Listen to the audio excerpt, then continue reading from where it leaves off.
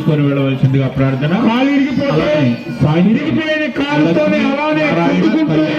దాదాపు 3 నెలలు అనుభవాన్ని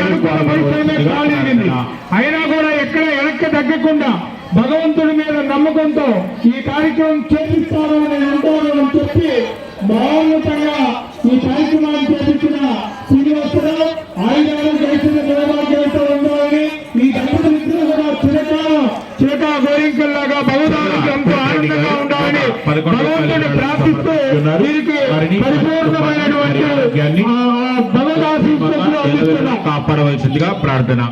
కూర్చోవాలి.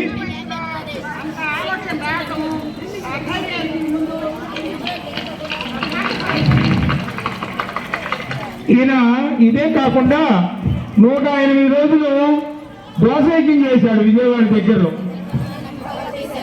ఆ యొక్క యజ్ఞ ఫలితం ఈ రోజు ఇంతమంది 35 కూర్చొని ఇంతమంది దంపతుల సమక్షంలో 108 హోమకుండాలలో కూర్చొని ఇక్కడ చక్కగా 9 రోజులు ప్రేమ మీద కూర్చోవడానికి అవకాశం లేకుండా ప్రతి విషయానికి బయటికి తిరుగుకొని డబ్బులు సేకరించుకొని అందరి దగ్గరికి వెళ్ళి కాళ్ళ ఏళ్ళ పట్టుకొని కార్యక్రమాన్ని చేశాడు.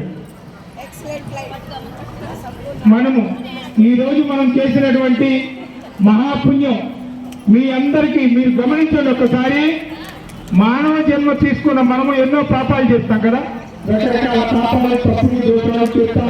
80 జన్మ